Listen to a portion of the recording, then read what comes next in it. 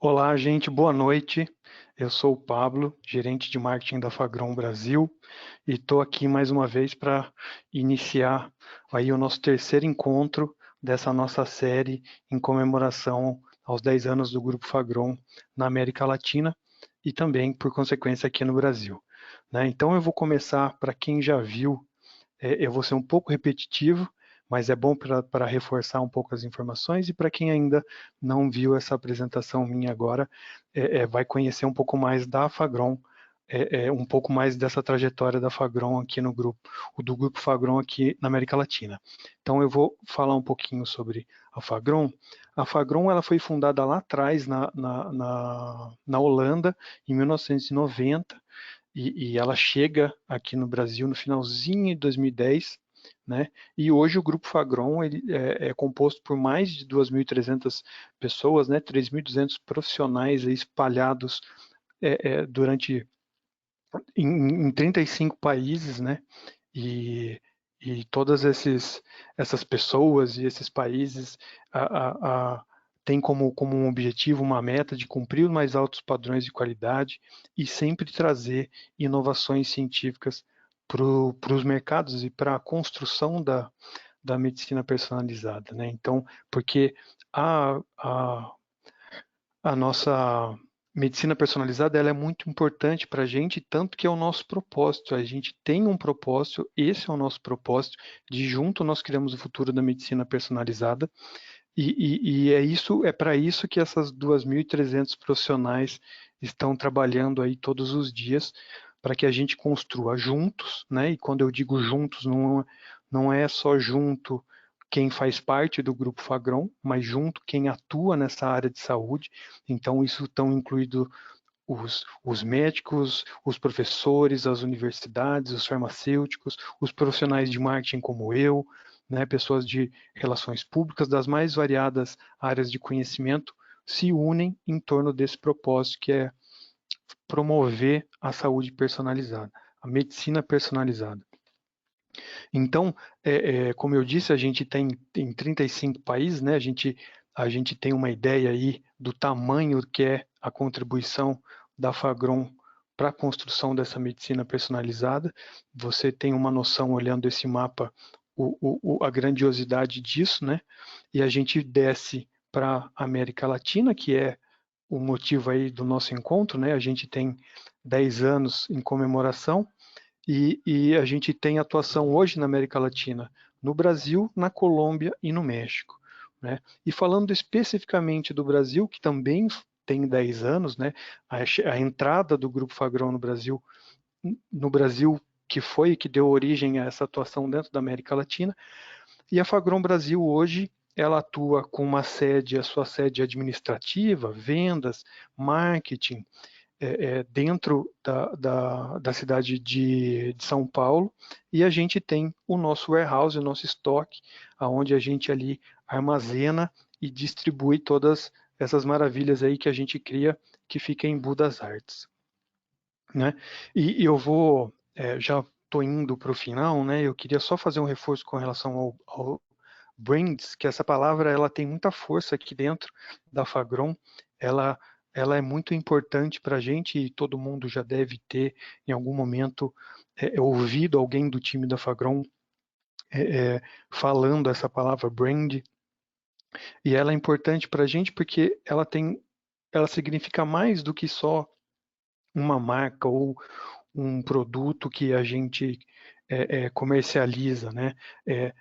Para ser um brand dentro da Fagron, ele tem que ser um conceito inovador, tem que ser um desenvolvimento da Fagron junto com o prescritor, com o farmacêutico, com a universidade. O brand precisa ter essa característica, né? Ele é produzido dentro de instalações aí que praticam as boas práticas de fabricação e, claro, eles se tornam aí, eles vêm para ser um grande diferencial no mercado magistral.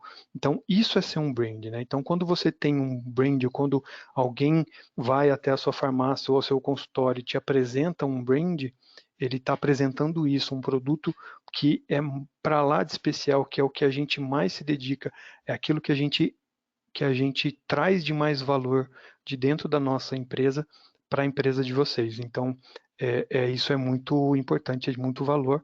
E a gente hoje vai tratar de 2 brands específicos, o Tricoxidil e o Tricotest, e a gente tem um videozinho do Tricoxidil que a gente dá uma olhadinha agora e depois eu volto para chamar os nossos convidados de hoje.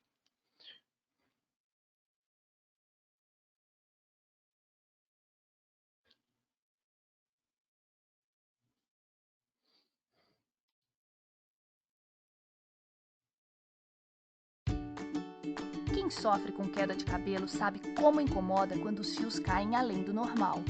Mas agora chegou uma inovação para potencializar o tratamento capilar. Tricoxidil, ativador de novos fios que apresentou resultados surpreendentes em 90 dias. Um produto personalizado mais natural e eficaz que estimula 3 fatores de crescimento. Para quem já fez tratamento com minoxidil, pode ser formulado em conjunto para potencializar ainda mais os resultados, apresentando melhor desempenho em Tricossol. Tricoxidil vem para cultivar novos fios e revolucionar os cuidados contra a queda capilar. Um ativo de uso tópico que se encontra nas farmácias de manipulação. Descubra todo o poder de crescimento de Tricoxidil.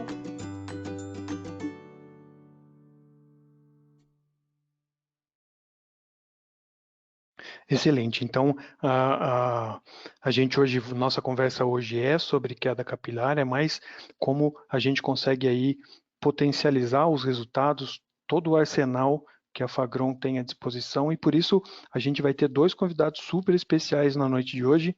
Um é o Hermano Pacheco. O Hermano é o nosso grande parte do nosso time. O Hermano faz parte do time da Fagron.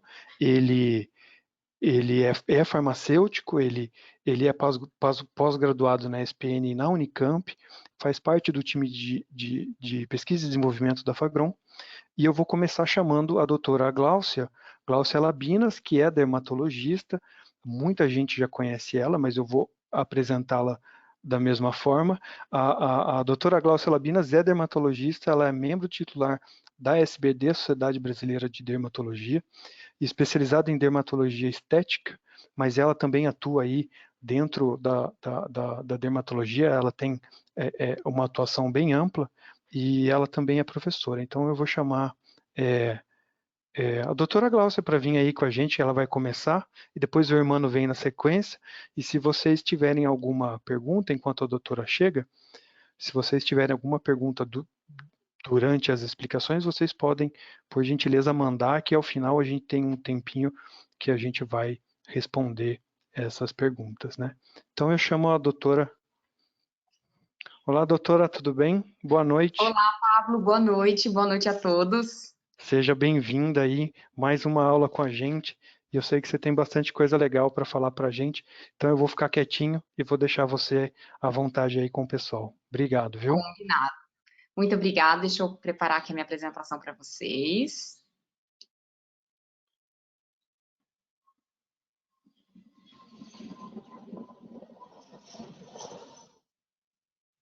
Perfeito. Tudo pronto aí. Boa noite, pessoal. Tudo bem? Muito obrigada pelo convite da Fagron e Fagron Genomics. E hoje eu quero ter uma conversa, acho que muito interessante do nosso ponto de vista aí clínico, da nossa prática diária de dermatologistas, também para as farmácias, que a gente vai conversar sobre como a gente pode maximizar os resultados nos mais diversos tratamentos da queda capilar. E claro, hoje a gente sabe que uma das maiores procuras que a gente tem por tratamentos capilares é a alopecia androgenética. A alopecia androgenética a gente sabe que é uma doença multifatorial, em que a gente tem a participação desde um componente genético até outros fatores ambientais, com participação de estresse, doenças de base que o paciente tem, eventuais doenças e medicações que ele faça uso. E a relevância dessa doença na nossa clínica, ela é mais do que uma percepção, uma coisa de fato numérica. Sabemos que quase 75% dos homens e até 1/4 das mulheres vão apresentar alopecia androgenética ao longo da sua vida. E isso tem um cunho não somente a nível de doença, um cunho patológico, de fato, mas isso tem um componente importante no comprometimento da autoestima dos pacientes. Então, a gente tem muitos pacientes aí que vêm até pela estética capilar buscando tratamento. E como o próprio nome da doença diz, é uma alopecia androgenética.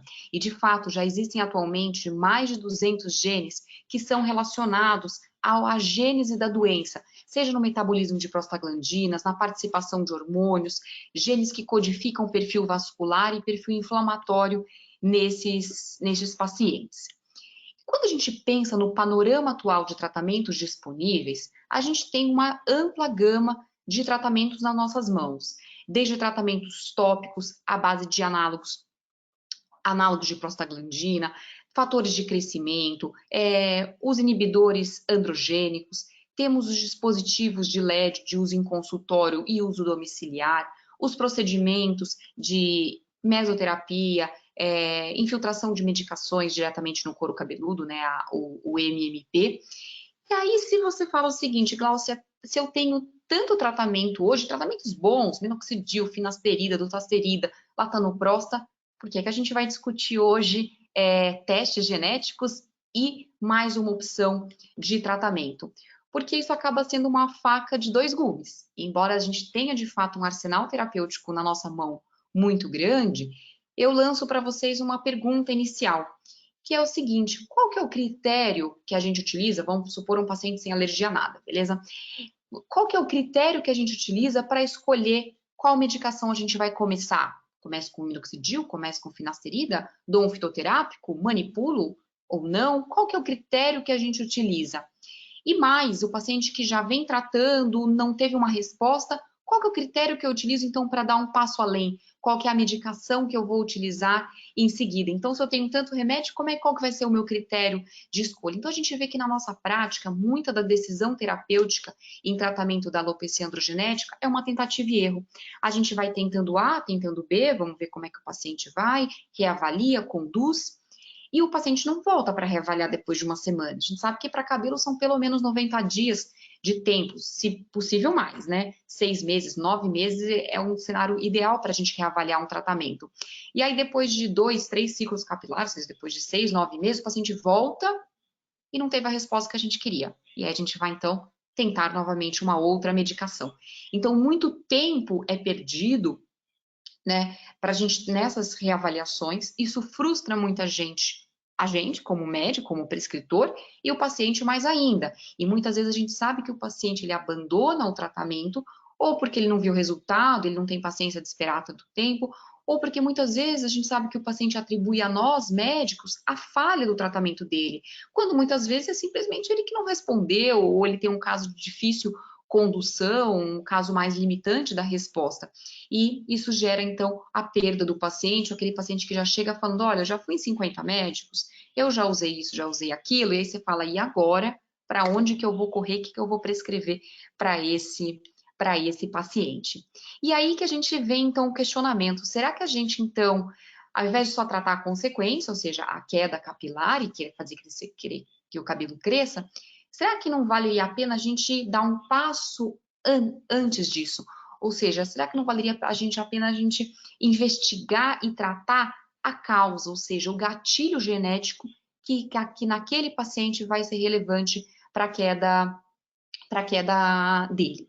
E até o momento, estudos de genéticas moleculares já implicaram para nós cerca de 12 regiões genômicas específicas para a alopecia androgenética e identificou uma série de genes que estão envolvidos nos mais diversos gatilhos da alopecia androgenética. E com isso, então, a gente poderia identificar qual vai ser a genética do paciente para direcionar um tratamento adequado. E exatamente isso que a farmacogenética ela vai nos dizer. A farmacogenética vai ser a ciência que vai estudar o perfil genético do paciente e esse perfil que vai influenciar a resposta que o paciente vai ter a cada tipo de medicação. E não somente a resposta que ele vai ter ao remédio, mas também a resposta à dose que ele vai ter. Ou seja, traduzindo, a farmacogenética, ela vai nos possibilitar fazer um tratamento personalizado para cada paciente, de acordo com o gatilho genético que está gerando a queda deste paciente, porque a gente sabe que ela é uma doença que tem vários gatilhos. Será que todos os pacientes têm todos os gatilhos? Não, claro que não. Cada paciente vai ter alguma disfunção específica que vai responder melhor a A, B ou a C tratamento. E é justamente aí que a farmacogenética ela vai entrar. E é por isso, então, que a gente traz para vocês o tricoteste. O tricoteste, ele é uma ferramenta farmacogenômica que vai nos orientar em relação ao tratamento que vai ser utilizado para queda capilar. E como que funciona esse teste? Ele vai ser uma tecnologia de genotipagem, de microarranjo de DNA, que vai identificar, então esse teste ele vai conseguir identificar as variações genéticas conhecidas como polimorfismos de nucleotídeo único. Glaucia, em português, o que significa isso? A gente vai ter, então, um teste que vai conseguir identificar a variação genética que torna cada paciente único. As variações que vão fazer com que cada paciente tenha um gatilho específico para a queda. E essa identificação genética vai conseguir determinar os genes que vão impactar na metabolização do remédio, consequentemente, na resposta que o paciente vai ter a cada remédio. Então, eu vou fazer uma combinação preciosa. Eu vou associar as variações genéticas do paciente com a resposta que ele vai ter aos mais diversos tratamentos disponíveis hoje no mercado. E aí eu consigo saber qual daquele paciente que está na minha frente, se ele vai responder melhor a qual tratamento, de acordo com o seu perfil genético. E nesta forma, no tricoteste, o DNA ele vai ser coletado, ele vai ser sequenciado para fazer, portanto, uma análise dos genes e das suas variantes. Esses dados vão ser analisados e vão ser, então, avaliados de acordo com as informações farmacogenéticas e farmacodinâmicas das medicações atualmente disponíveis no mercado. E nós sabemos que existem diversas publicações científicas que respaldam tudo isso. E qual que vai ser a vantagem para o dermatologista em utilizar o tricoteste? A grande vantagem vai ser a gente parar e minimizar essa tentativa e erro, porque eu já vou receber na minha mão um laudo que fala, olha, o paciente tem mais chance de responder a essa medicação do que aquela. Então, eu vou tornar o tratamento do meu paciente um tratamento muito mais assertivo, já num primeiro momento. O que vai, claro, fidelizar o paciente, vai melhorar a nossa relação médico-paciente. O paciente vai entender melhor o processo, o sentido dele usar aquela medicação, então o paciente vai ter uma maior adesão ao tratamento e vai ter uma resposta muito mais rápido. E embora você fale, vou ter que pagar o teste, mas na verdade para o paciente isso vai ser uma economia, porque o quanto ele não vai economizar em medicações que para ele geneticamente não são favoráveis. E para a gente médico ainda, o tratamento o exame é um exame super rápido, que não acrescenta nem 2 minutos em tempo de consulta, agrega um valor à nossa consulta na divulgação da disponibilidade desse exame no nosso consultório e facilita não somente a introdução de um primeiro tratamento, como também no momento de troca e ajustes de medicação. Afinal de contas, a gente sabe que o grande desafio do dermatologista em relação à androgenética não é fazer o diagnóstico, e sim a gente entender e direcionar o melhor tratamento para cada paciente. E justamente é isso que o tricoteste nos traz de solução. Então, são 13 genes com com múltiplas variações genéticas nos mais diversos gatilhos da alopecia androgenética, desde o metabolismo da prostaglandina, no metabolismo androgênico, no perfil de inflamação e vasodilatação, e daqui a pouco a gente vai focar numa parte um pouco diferente aí para todos nós, que é no metabolismo da insulina. E como que esse laudo ele vem para a gente? Ele é um laudo muito simples, um laudo super fácil de avaliar, autoexplicativo, em que ele vai ter essa barra colorida que facilita a nossa interpretação visual, mostrando para a gente individualmente, aqui a gente pode ver, não sei se vocês veem aqui o meu cursor, então, que ele vai mostrar para a gente qual que é baixa, média ou alta variante do gene, para saber se cada remédio que vai ser testado vai responder melhor ou pior de acordo com a variação genética desse paciente. E no final, então, esse laudo, além de apresentar tudo isso aqui tintim por tintim, ele ainda traz para a gente, ao término do laudo, sugestões de formulações, tanto tópicas quanto orais, incluindo ainda fitoterápicos e outras medicações bastante consagradas na literatura, para que a gente já tenha, então, de um fácil acesso e quase que pronto, qual vai ser a melhor prescrição para o paciente, de acordo com as variações genéticas que ele apresenta.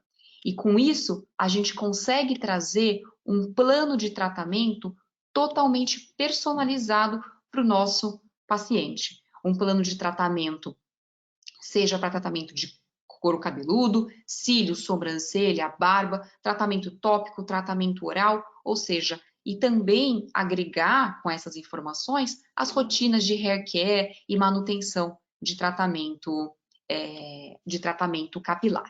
E eu gostaria aqui de dar alguns exemplos para vocês entenderem um pouquinho como que funciona esse exame aí na prática. E eu vou começar mostrando para vocês a respeito do metabolismo das prostaglandinas, e vou começar aqui falando a respeito do latanoprosta. Quando a gente pensa em um paciente com uma calvície, a gente sabe que esse paciente vai ter um aumento da prostaglandina D2 e ele vai ter, nesses pacientes, uma redução de duas prostaglandinas, a prostaglandina F2-alfa e a prostaglandina E2. E, portanto, o paciente com uma alopecia androgenética, ele vai ter um desbalanço, mais D2 e uma redução da F2-alfa e da prostaglandina E2.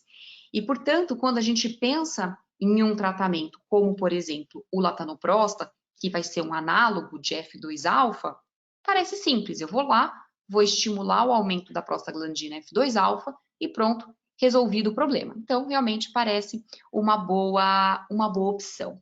E aí a pergunta que surge é, será que todos os pacientes vão precisar, de fato, do latanoprosta, né? Será que ele vai ser sempre indicado? Para que o latanoprosta ele seja efetivo, eu preciso desse gene aqui, olha, o PTG-FR, que ele vai ser um gene que vai codificar a sensibilidade, né, o receptor para o latanoprosta. E existem essas três variações genéticas, aqui na barrinha em cinza, e essas três variações genéticas, elas estão associadas a uma baixa sensibilidade do receptor ao latanoprosta. Logo, se o paciente tiver qualquer uma dessas três variações genéticas, ele não vai ter benefício em utilizar o latanoprosta. Afinal de contas, o receptor não vai conseguir identificar o remédio e o paciente não vai ter a resposta a ele. E é justamente essa informação preciosa que o tricoteste traz para nós. Ainda dentro do metabolismo das prostaglandinas, eu vou dar o exemplo de uma medicação ultra consagrada, que é o minoxidil. O minoxidil, ele ainda não tem o seu mecanismo de ação totalmente elucidado. A gente sabe que ele aumenta a expressão de VEGF, que ele atua como um vasodilatador, e ele também aumenta a síntese de prostaglandina E2, que está anormalmente reduzida nos pacientes com a calvície. E uma das formas da gente tratar a androgenética é justamente aumentar os níveis de prostaglandina E2. E é nessa situação, o teste vai avaliar duas coisas para a gente. A primeira delas é ele vai avaliar se o paciente não tem uma variação neste gene aqui, olha, o PTG-ES2. Pois uma variação neste gene faz com que a atividade enzimática dessa enzima, que é a prostaglandina E2 sintetase, seja reduzida. Ou seja, o paciente que tem uma variação neste gene, ele vai ter uma menor síntese de prostaglandina E2. E aí, um jeito de eu driblar isso é prescrevendo minoxidil base, porque aí eu aumento a síntese de prostaglandina. E eu tenho que olhar ainda para este outro gene aqui, olha, o SULT1A1, que ele é um gene que está associado à atividade da enzima sulfotransferase, que vai ser responsável pela conversão do minoxidil no minoxidil na sua forma ativa. Logo, se o paciente tiver uma variação deste gene aqui, ó, do SULT1A1, o paciente ele não consegue converter o minoxidil em sua forma ativa. Então, se o paciente tem uma variação nesse gene, não adianta você dar o minoxidil, porque ele não vai conseguir converter o minoxidil na sua forma ativa. Agora, se o exame vier normal, aí beleza, você pode dar o minoxidil, que ele vai conseguir se converter. Então, veja quão preciosa é essa informação. A gente sai prescrevendo minoxidil, acho que para todos os pacientes, né? E aí, será que realmente o paciente vai ter benefício?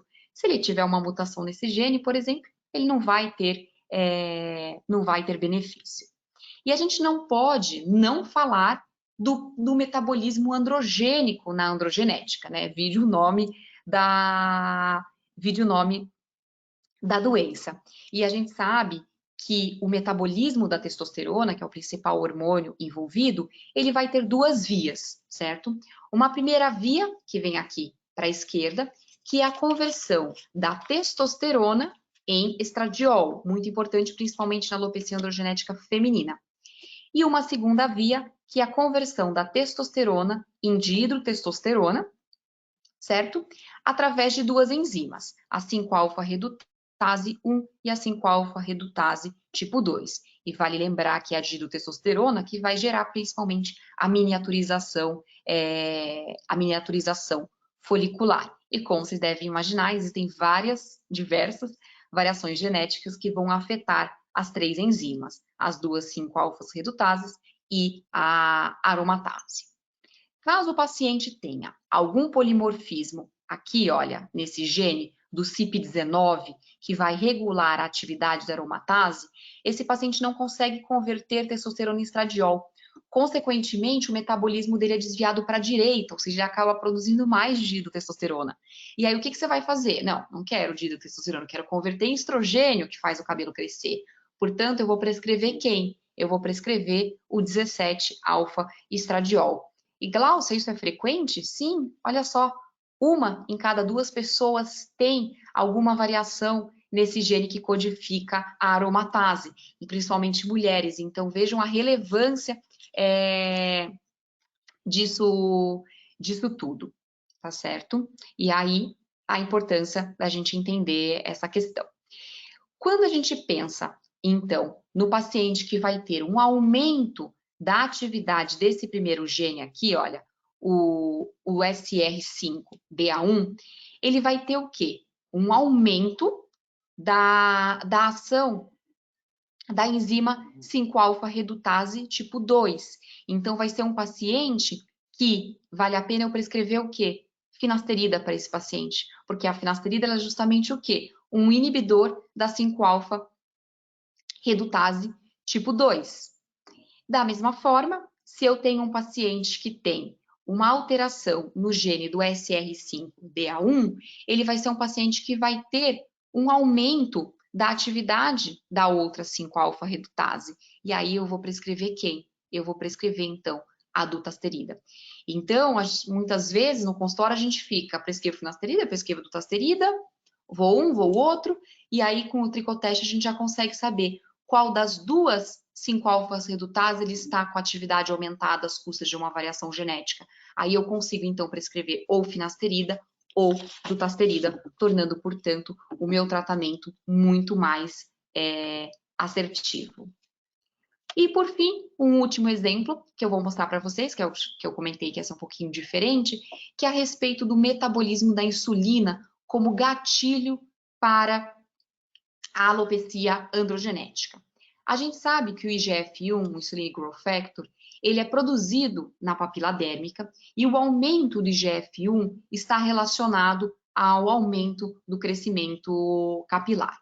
E existe um gene, aqui na setinha vermelha, o IGF-1R, que ele vai ser um gene que, numa situação em que ele vai ter alguma variação, ele está associado a uma redução dos níveis de IGF-1. Logo, esse paciente vai ter aumento da queda. E aí eu posso, então, prescrever o que para esse paciente? Eu vou, então, prescrever essa medicação, que é o tricoxidil, que ele vai ser uma medicação que vai estimular o aumento da expressão de IGF-1 na papila dérmica. Consequentemente, eu estimulo o crescimento capilar.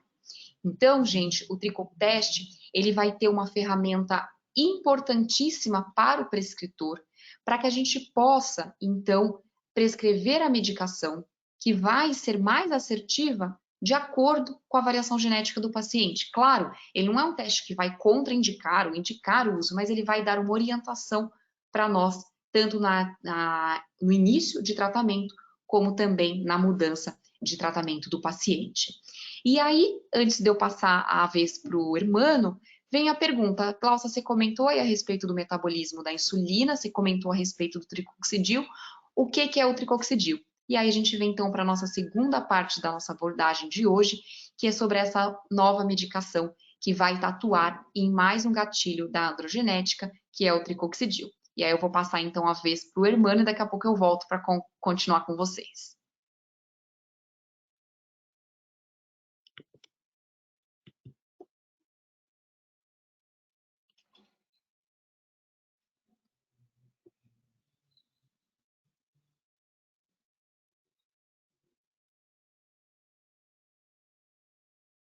Boa noite, doutora. Boa noite a todos. Boa noite, Hermano. Tudo bem? Tudo bem? Vou compartilhar minha tela para vocês.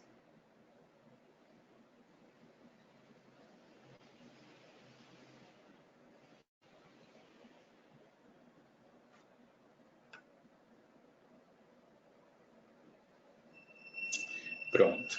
Então, a doutora falou que o Tricotest, né, ele sugere o tricoxidil para atuar quando a gente fala do IGF-1, quando a gente pensa no IGF-1, né? E o tricoxidil ele vai causar uma modulação positiva nos níveis de RNA mensageiro para esses 3 fatores de crescimento, KGF, IGF-1 e VEGF. Mas antes da gente entrar no mecanismo de ação, vamos então ver o que é o tricoxidil. O tricoxidil ele é um fitocomplexo formado por frações específicas de óleos essenciais, é uma patente da Fagron e ele foi desenvolvido para ser um aliado no crescimento capilar, no arsenal dos prescritores. Ele atua aumentando a expressão de 3 fatores de crescimento, o KGF, o IGF-1, o VEGF. E o que esses 3 fatores de crescimento fazem? Eles induzem a proliferação celular na matriz da papila dérmica e no sistema vascular, aumentando a quantidade de matriz extracelular na papila, mantendo dessa forma o folículo na fase anágena do ciclo de crescimento. A gente realizou diversos estudos. Eu vou começar falando dos estudos in vitro, onde a gente avaliou a citotoxicidade e depois o mecanismo de ação. Nos estudos in vivo, eu vou falar da parte das biópsias e depois a doutora Glaucia vai voltar relatando a avaliação clínica. Então, primeiramente, os nossos estudos, né, a gente avaliou, obviamente, a citotoxicidade do tricoxidil e, posteriormente, a gente avaliou o mecanismo de ação através da quantificação do RNA mensageiro desses 3 fatores de crescimento em linhagens de fibroblastos. A gente avaliou o KGF, o IGF-1 e o VEGF. Nesse teste da avaliação da citotoxicidade, A gente usou o teste MTT, que é um screening inicial de fármacos para avaliar a viabilidade celular, e a gente viu que o tricoxidil não diminuiu essa viabilidade celular, pelo contrário, a gente vê aqui que aumentando a concentração dele, houve maior proliferação destas células. Então, a partir disso, a gente seguiu com os outros estudos avaliando o mecanismo de ação. Aqui a gente fez a comparação do tricoxidil com o minoxidil, avaliando esses 3 fatores, e a gente pode perceber que o tricoxidil foi muito eficaz no aumento da expressão do KGF, bem como do IGF-1, né, que bem destacado, enquanto que o minoxidil foi superior no aumento da expressão do VEGF. E como a doutora Glaucia falou, esse já é um mecanismo estabelecido na literatura, né? Então já era esperado esse resultado para o minoxidil. Na sequência, a gente avaliou a associação dos dois para os 3 fatores de crescimento, e a gente viu que houve um sinergismo farmacológico muito grande para os 3 fatores de crescimento, em especial para o KGF. Isso demonstra que a associação é muito interessante para aumentar a expressão dessas proteínas tão importantes na homeostase e manutenção do ciclo de crescimento. E agora, passando para a avaliação in vitro, né, em vivo, para as avaliações em vivo.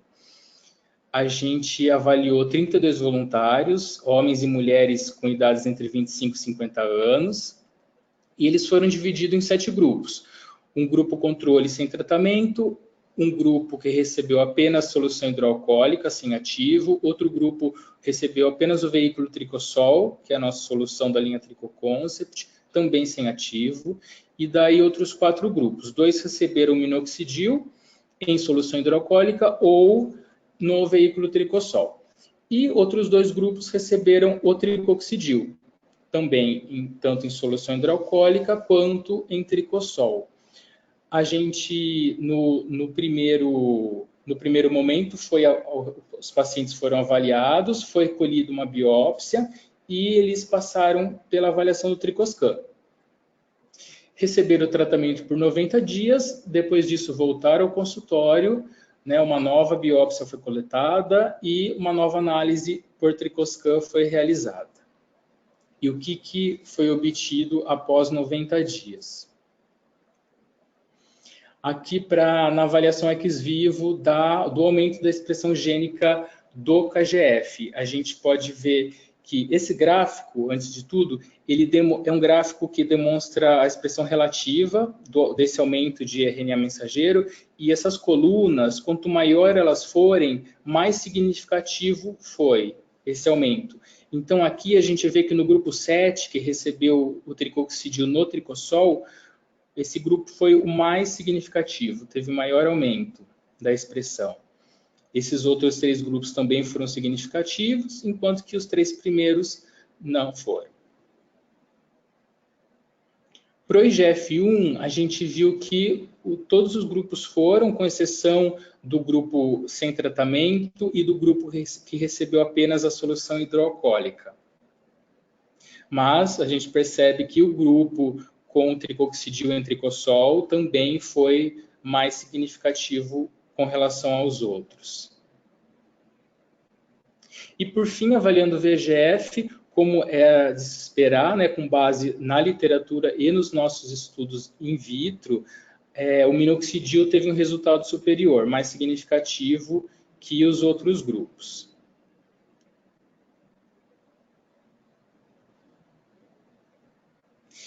E na análise dos folículos anágenos e telógenos, o tricoxidil no Tricosol, a gente obteve um aumento de 29% de fios em fase anágena e uma redução de 37% dos fios em fase telógena. E também outro ponto interessante, que os grupos tratados com Tricosol, a gente vê um resultado superior do que os grupos tratados com a solução hidroalcoólica. Isso corrobora os estudos que a gente teve lá atrás do veículo tricossol, que demonstraram que ele aumenta, que ele potencializa o tratamento, né? Ele aumenta a eficácia dos ativos adicionados. E clinicamente? Então, agora a gente volta com a doutora Gláucia para apresentar as imagens e as conclusões dela como prescritora. E depois eu volto ao final com as questões que vocês estão deixando no chat.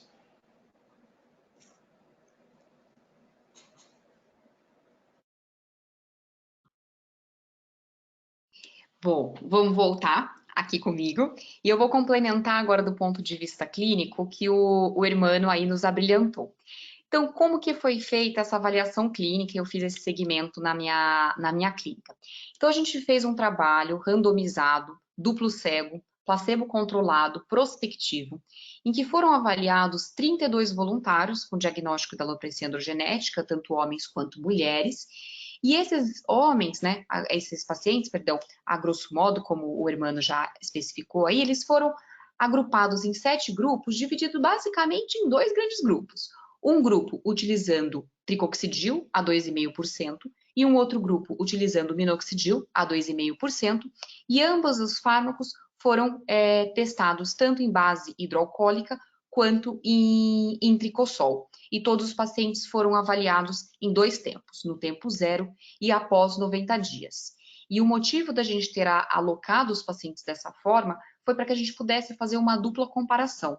Comparar os 2 fármacos entre si, ou seja, comparar o minoxidil com o tricoxidil, e comparar também as respostas de cada um desses fármacos em diferentes veículos, ou seja, comparar o tricoxidil em base hidroalcoólica e em tricossol, e a mesma coisa para o minoxidil. E todos os pacientes foram avaliados do ponto de vista clínico, ou seja, um exame dermatológico, um exame tricoscópico e o entendimento da evolução desses pacientes ao longo dos anos. Esses pacientes foi feito o exame do Tricoscan, que para quem não conhece, ele é um exame que aqui, mostrado então aqui na foto inferior, ele vai me permitir fazer uma contagem, ou seja, para eu ter uma avaliação mais objetiva de número de fios anágenos e telógenos, além da densidade e espessura capilar. E os pacientes também foram submetidos a uma biópsia com avaliação histológica para contagem de fios anágenos e telógenos, densidade e porcentagem de folículos totais e também de áreas de fibrose. E toda a avaliação clínica, dermatoscópica, tricoscan e avaliação histológica foi feita no tempo 0 e após 90 dias do tratamento instituído. E aqui eu selecionei para vocês algumas imagens de alguns grupos de tratamentos. Então, aqui a gente tem um primeiro paciente, 2 pacientes, utilizando o minoxidil a 2,5% em base hidroalcoólica, em que a gente vê um aumento de 13,5% da porcentagem de fios anágenos, e nesse paciente de 9,1%. Aqui eu tenho o mesmo minoxidil, só que dessa vez em base tricossol, com nesse paciente um aumento de 10,7% da relação anágeno-telógeno. Agora vamos para o tricoxidil. Tricoxidil em base hidroalcoólica, ou seja, eu vou ter aqui neste paciente um aumento do percentual de 19% de fios anágenos, e aqui em veículo tricossol um aumento de 21,5% da população de fios anágenos, que são em verdinho. Aí, para quem não está habituado com o exame, o verdinho é o anágeno e o vermelhinho é o fio telógeno. E a conclusão a que a gente chega é o que o Hermano já adiantou, em que a gente vai ter, quando a gente compara os veículos, uma coisa que a gente já sabia, que o veículo tricossol, independente do ativo no qual ele está sendo agregado, ele vai ser superior à base hidroalcoólica. Isso é uma coisa que a gente já sabe aí há bastante tempo, né? Em que os veículos como o tricossol, que são veículos ativos, eles vão ter uma maior permeação no couro cabeludo, além de menor irritabilidade. E quando a gente compara o tricoxidil com o minoxidil, a gente vai ver que o tricoxidil, ele aumentou, em média, de 21,5% a fase anágena, favorecendo também a conversão telógeno para anágeno, ou seja, estimulando de fato o crescimento capilar. E a biópsia, ela mostrou exatamente aquilo que a gente já estava vendo na clínica e no Tricoscan, um aumento de fios anágenos, um aumento da densidade capilar e uma redução dos tratos fibrosos. E o que a gente observa, portanto, no tricoxidil é um aumento global de fase anágena em 29%, uma redução global de fase telógena em 37%, com estímulo do crescimento capilar e uma conversão de fios da fase telógena para a fase anágena.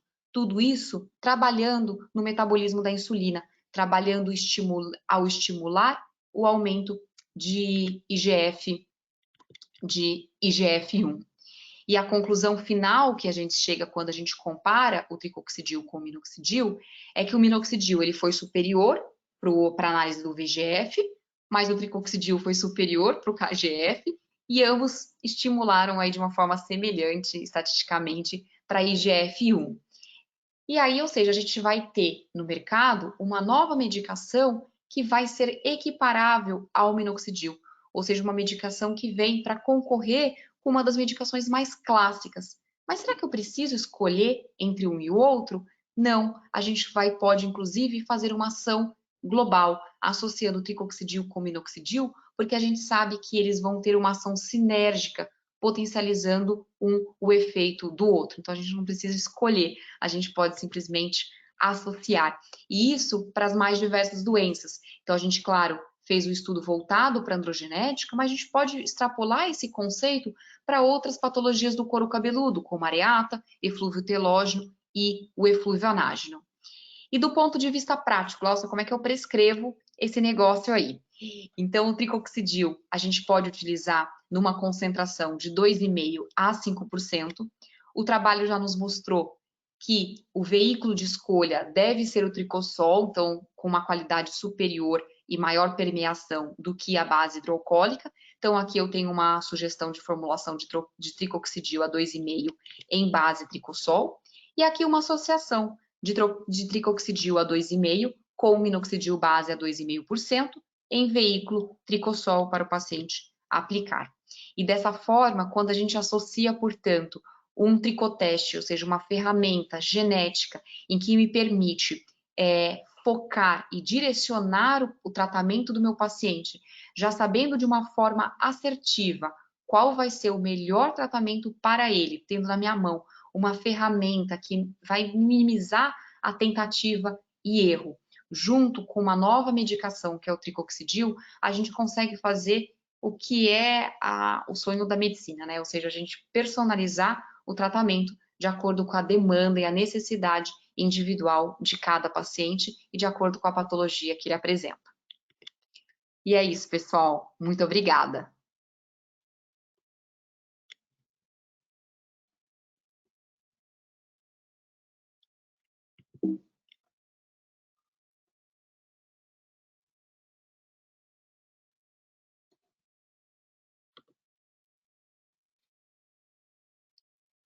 Voltei, tá me ouvindo?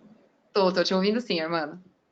Então, agora a gente vai para as perguntas. Antes eu vou começar com a principal pergunta, que foi a que a gente já recebeu de início, que é como adquirir os produtos, né? Então, o Tricoteste, ele é vendido pela Fagron Genomics diretamente para o prescritor. Os nossos consultores vão entrar em contato com todo mundo que participou do webinar, então fiquem tranquilos, mas quem quiser anotar o contato, é contato@fagrongenomics.com.br. Depois eu vou passar para outra pergunta que envolve mais farmacêutica, que envolve a farmacotécnica, a manipulação. Pode prescrever os dois juntos? Sim, até a doutora indicou na formulação final. E aqui, outra pergunta. Utilizando as duas concentrações, 2,5 e 2,5, o tricossol suportaria mais algum ingrediente, como por exemplo a cafeína? Né? Sim, a farmacotécnica ela é dificultada apenas se a gente utilizar mais do que 5% desses dois ingredientes, mas se usar 2,5 de cada é tranquilo para adição de cafeína. No caso, a gente pode sugerir o cafeisome, que é uma cafeína lipossomada, hidrossolúvel, pode adicionar também uma finasterida, um corticoide, dependendo do resultado do tricoteste, né? Então, agora, as outras, acho que são mais para a doutora Gláucia. Aqui, prescrevo para alguns pacientes o minoxidil oral. Poderia considerar o tricoxidil como opção tópica para adicionar no meu protocolo?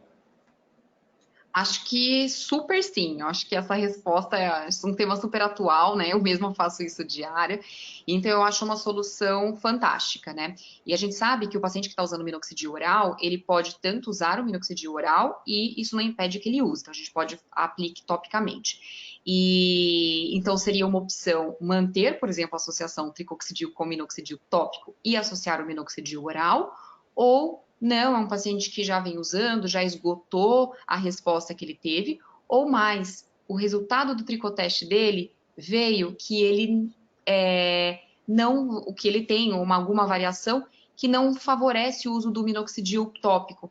Só que a gente tem que lembrar que o minoxidil oral, ele tem uma via de metabolização diferente do minoxidil tópico. Então, aquele paciente que no tricoteste veio com uma variação que não favorece o uso do minoxidil oral, tópico, mas você quer usar o minoxidil, você vai lá e prescreve o oral e mantém o tricoxidil e intricosol de forma tópica. Perfeito. Outra pergunta assim que veio em bastante números também. Alguns pacientes pedem muito ativos veganos. Eu poderia considerar o tricoxidil com essa característica? Opa, com certeza. É muito importante a gente lembrar que o tricoxidil, ele não tem nenhum tipo de teste em animal e ele também não tem nenhum componente que use alguma base animal. Então, a gente sabe que isso é uma procura cada vez maior no consultório. O tricosol, por si só, já é uma base que seria vegana, então o tricoxidil, ele pode ser associado tranquilamente com segurança. Então, é importante falar isso para o paciente, para ele ter a segurança de que ele está usando uma coisa que vá de acordo com a filosofia dele. Sim, perfeito.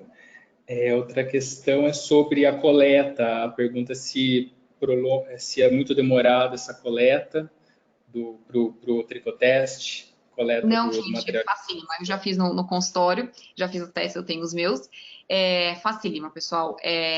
A gente recebe, quando você compra, vem um questionário, que é um questionário de anamnese que você preenche uns 30 segundos, até porque muito você já pegou do dado do prontuário do paciente. Aí ele vem com suave, que você faz um raspado na mucosa do paciente, aí você já coloca no tubinho, super fácil, simples, dura mais ou menos uns 30 segundos e um termo de consentimento em dupla via. Uma para você ficar com você no prontuário e outra para enviar para o laboratório. Tudo isso dá mais ou menos 1 minuto. Então, é super rápido, super fácil, você não precisa reagendar o paciente, você consegue abordar no mesmo ato da consulta. Então, acaba sendo bem fácil e prático e agrega valor, né? Então, quando a gente vai divulgar que tem essa possibilidade, a gente sabe que agrega valor tanto na relação médico-paciente, como também na captação de novos pacientes. Perfeito. Perguntaram também da concentração de cafeína, né? Que eu falei do Cafeissome. O Cafeissome é uma cafeína 10% lipossomada, a gente sugere de 2 a 5% de forma geral, para celulite, 5%, mas para cada capilar, a gente sabe que a maioria dos shampoos contendo cafeína está a 2%, tem estudo da cafeína em solução a 0,2%, a gente pode manter a mesma concentração do Cafeissome, ou até diminuir, porque ele é lipossomado, então a performance dele é bem superior. Agora tem uma questão interessante sobre shedding. A pergunta é se o tricoxidil tem um efeito de aumento da percepção de queda no início do uso, como acontece com o minoxidil em alguns casos. Se a doutora percebeu isso nas avaliações. Não tem. Isso a gente sempre orienta o paciente, olha, existe o risco quando você começa a usar o minoxidil de ter aquela piora nos primeiros 30 dias do tratamento para então começar a repilação. Mas muitas vezes a gente sabe que o paciente dá uma ignorada e para de usar o minoxidil, né? Porque ele acha que piorou. E o tricoxidil não tem. Então, eu avaliei todos esses pacientes no consultório, né, do ponto de vista de anamnese, e o shedding não acontece no tricoxidil. Então, é uma coisa que você não precisa orientar, e isso também minimiza a perda de adesão do paciente ao tratamento. outra questão, acho que para a gente fechar também, porque já está dando tempo. Associação com minoxidil a 5%, vale a pena se associar com minoxidil 5%? Não vejo problema em associar. Acho que o Hermano concorda que acho que a formulação permite que seja associado. E por que a gente testou a 2,5%, né? A gente testou a 2,5% porque a maioria dos trabalhos científicos publicados, eles abordam o minoxidil a 2,5%, tanto para homens quanto para mulheres. Claro, na prática, a gente sabe que a gente às vezes até usa 5%. Mas lembrando que como o minoxidil e o tricoxidil, eles têm uma ação sinérgica, você vai conseguir usar doses menores. Lembrando, doses menores de qualquer remédio vai diminuir efeitos colaterais. Então, minimiza risco de irritação de couro cabeludo, de hipertricose, rebote. Isso já puxando o gatilho, Hermano, só 10 segundos, prometo. Em relação ao tricoteste, quando você recebe o tricoteste na sua mão, quando você recebe o laudo do tricoteste, então você consegue saber qual droga o paciente vai ser mais favorável ou não, ele também vai avaliar a magnitude da resposta. Então, ele consegue te ajudar em relação à dose. Então, quanto você vai usar a finasterida? 1, 2,5, 5 miligramas? E aí, o tricoteste também te ajuda nisso, porque ele vai avaliar a força de resposta do remédio. Então, você consegue usar na menor dose que seja efetivo para o paciente, minimizando efeitos colaterais e interação medicamentosa. Então, vale super a pena. Tinha até outra pergunta aqui falando que é uma tendência mesmo essa redução de dose e complementar os gatilhos com o máximo de ativos possível. Então, roubei aí, me antecipei. Para fechar, eu falei que ia fechar com aquela, mas tem uma muito interessante aqui. Pode usar o tricoxidil na queda de cabelos pós-parto em mulheres amamentando? Opa, pode sim. Pode, claro, no exame a gente, no trabalho, não inclui gestantes e lactantes, mas pode sim. Então, pelo princípio de metabolização do remédio, tudo, ele pode ser usado com tranquilidade no eflúvio telógeno pós-parto e acho que a gente podia até começar a usar nos eflúvio telógeno pós-Covid, né, que está tendo bastante. Então, acho que a gente pode extrapolar esse conceito também. Exatamente. Bom, o nosso tempo, então, está encerrando, né? Eu vou passar para o Pablo. Tem algumas perguntas aqui que ficaram ainda para ser respondidas. A gente vai entrar em contato com todos os participantes. Os nossos materiais em PDF, a aula gravada vai ficar disponível também para quem perdeu a introdução do tricoteste. Então, fiquem tranquilos. E com relação ao tricoxidil em todas as farmácias de manipulação, obviamente, e o tricoteste diretamente com a Fagron Genômicos, o prescritor adquire. Mas eles vão entrar em contato com todos também. Então, passo agora de volta para o Pablo. Agradeço a todos, a doutora. Obrigada. Vamos lá, obrigado. Eu que agradeço, na verdade, vocês. Obrigado, doutora. Obrigado, irmão.